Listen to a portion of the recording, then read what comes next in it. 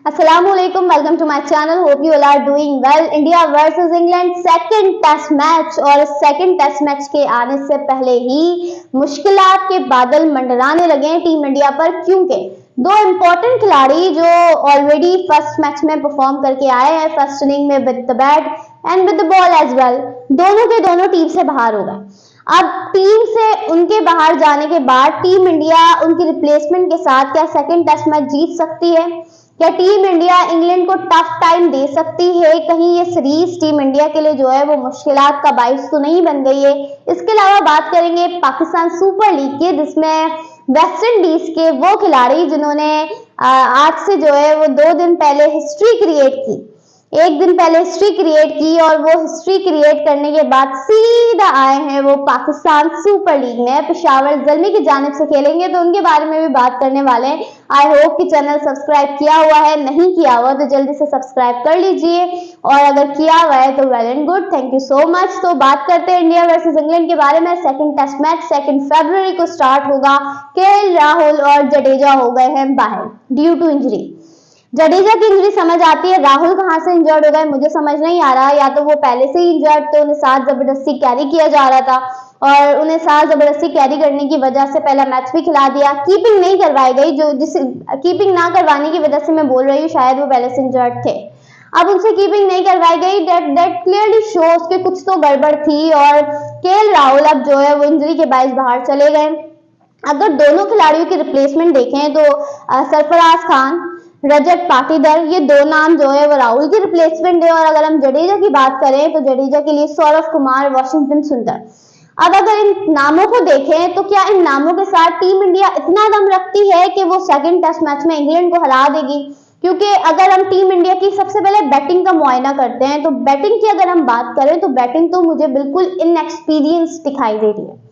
Unless until कोई medical हो जाए, कोई रोहित बड़ी बारी खेल जाए, कोई यंगस्टर कुछ कमाल कर जाए तो कुछ हो सकता है, otherwise it's gonna be really tough. अगर मैं रियलिटी बेस पर बात करूं तो सेकंड टेस्ट मैच अगर टीम इंडिया जीत गई, मुझसे ज्यादा कोई खुश नहीं होगा, बिकॉज अभी मुझे बड़े डाउट्स लग रहे हैं। डाउट्स क्यों लग रहे हैं? क्योंकि Rohit Sharma out of form है, 20-30-40 रन का स्टार्ट देते हैं, आउट हो जाते हैं।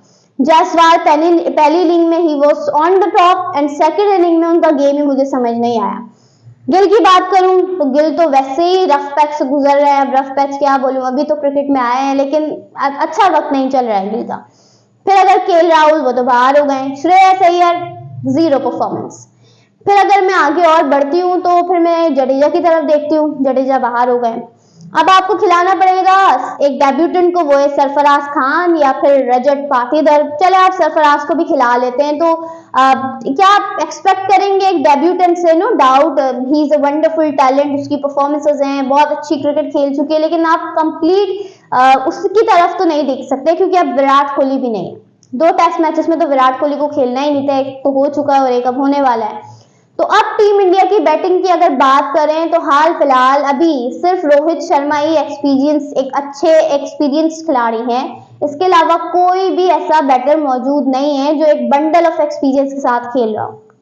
फिर हम बॉलिंग की बात करते हैं। बॉलिंग फिर भी बेहतर है, आप कुलदीप को ट्राई कर सकते हो। एक सौरभ को आपने जो लिया है, उनके 22 विफर हैं, उनकी 300 के करीब विकटें हैं, तो आप उसको अगर ट्रस्ट शो करवाओ तो कर सकते हो, लेकिन कुलदीप को भी आप ट्राई कर सकते हो। फिर अगर मैं बात करूं बैटिंग की, तो मुझे बैटिंग से सबसे ज्यादा जो है वो खतरा है, और मुझे बैटिंग की परेशान कर रही है कि टीम इंडिया की बैटिंग सेकंड टेस्ट मैच में उन्हें ले ना डूबे, क्योंकि अब हार्टली को कंडीशंस का समझ आ गया है। अब अगर हम बात करें, रेयान भी थोड़े समझदार होकर आएंगे। फिर अगर हम जैक लीच की बात करें तो वो ऑलरेडी अच्छे खासे क्रिकेट खेल चुके हैं। तो इंग्लैंड काफी अच्छी पोजीशन में नजर आ रही है सेकंड टेस्ट मैच के लिए। वहीं दूसरी तरफ टीम इंडिया थोड़ी मुश्किलात का शिकार नजर आ रही है, और वो मुश्किलात मुझे बिल्कुल सामने से आती हुई नजर आ रही है, और ऐसा लग रहा है कि पता नहीं क्या होगा टीम इंडिया के साथ, क्योंकि बहुत मुश्किल होगा सेकंड टेस्ट में। अगर team India second test match जीत गई ना तो फिर टीम इंडिया नहीं हारेगी। अगर team India second test match हार गई तो फिर बड़े मुश्किल हालात हो जाएंगे। फिर तो सीरीज जीतने का इंग्लैंड के पास इससे बेहतर, इससे गोल्डन अपॉर्चुनिटी हो ही नहीं सकती। अब देखते हैं, उम्मीद है अल्लाह करे टीम इंडिया 1-1 से सीरीज बराबर कर दे, लेकिन हालात बड़े मुश्किल हैं, और इन हालात को देखते हुए टीम इंडिया के लिए बड़ा मुश्किल होगा इस सीरीज में जो है वो अच्छे से खेलना, सरवाइव करना। बहरहाल पाकिस्तान सुपर लीग की बात करते हैं, और उसमें मैं क्या बात करूं, शमार जोसेफ वेस्ट इंडीज के खिलाड़ी, और मैं ख्वाहिश कर रही थी क्योंकि दिल से मैं बाबर आजम की फैन हूँ, पीछे पिक्चर भी है, पर चेहरा वगैरह थोड़ा शायद आपको नजर नहीं आ रहा होगा, अब आपको नजर आ रहा होगा।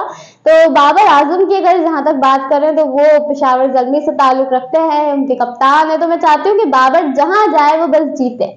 तो बाबर आजम की टीम में गए हैं जोसेफ, और बड़ी अच्छी पेस के साथ बॉलिंग करवाते हैं, 147 145 का पेस उनका, और बिल्कुल ताबड़तोड़ वो बॉलिंग करवाएंगे तो बड़ा अच्छा है मेरे ख्याल से।